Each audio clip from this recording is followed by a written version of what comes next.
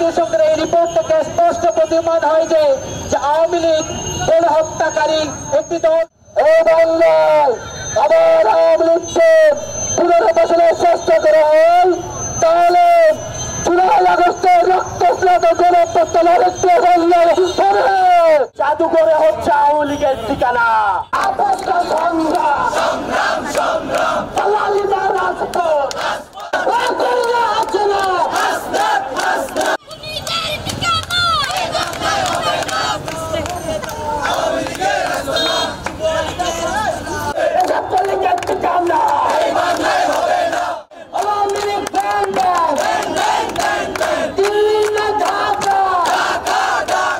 জাতিসংঘের রিপোর্টের পরে শেখ হাসিনার আওয়ামী লীগ কিংবা তার আশেপাশের সকল মেজর ভিত্তিক আওয়ামীপন্থী মানুষজন তারা কিভাবে আবার নিজস্ব গতিতে এই বাংলার মানুষের বিপক্ষে ইন্ডিয়ান শেল্টারে কিভাবে কথা বলে, এটা আমাদের বোধগম্য নয়।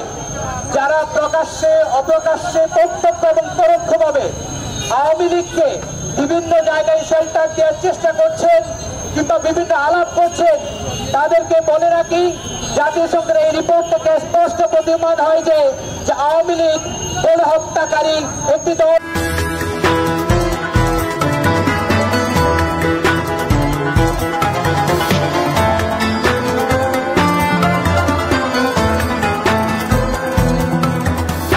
শুধু গণহত্যা করেনি তারা, এবং গণহত্যার পরবর্তীতে যে একটা নিউ মিডিয়া ওয়ার আছে তারা সেটাও কিন্তু একটা চলমান রেখেছে। আমরা বলতে চাই আওয়ামী লীগ প্রশ্নে আমাদের প্রত্যেকে আমরা নিজ নিজ জায়গায় সজাগ আছি।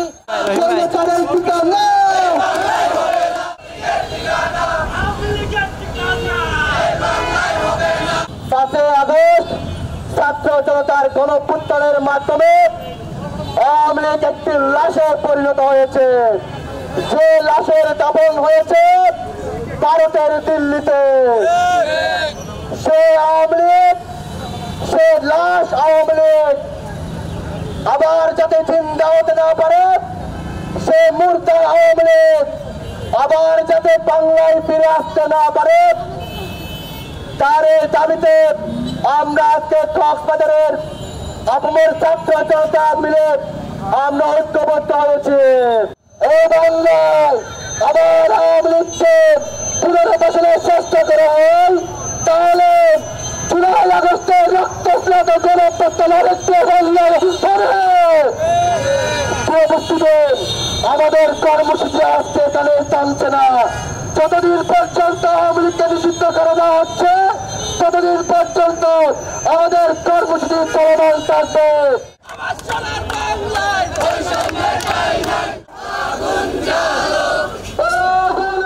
আওয়ামী লীগের ঠিকানা এখন জাদুঘরে। জাদুঘরে হচ্ছে আওয়ামী লীগের ঠিকানা। আওয়ামী লীগকে যারা পুনর্বাসন করতে চান বা পুনর্বাসন করছেন, তারা মনে করছে আওয়ামী লীগকে জাদুঘর থেকে এনে রাজপথে এনে বঙ্গব্যাপী গণভবন পর্যন্ত নিয়ে যাবে। সেই শব্দ আপনাদের আর হবে না। সেই শব্দ বাংলার সাধারণ ছাত্র জনতা আপনাদেরকে করতে দেবে না। আওয়ামী লীগের সমস্ত অঙ্গ সংগঠন সহ আওয়ামী লীগের রাজনীতি নিষিদ্ধ করার আজকের বিক্ষোভ মিছিল থেকে জোর দাবি জানাচ্ছি। যদি আওয়ামী লীগের রাজনীতি নিষিদ্ধ না করেন তাহলে আবারও জুলাই শুরু হবে।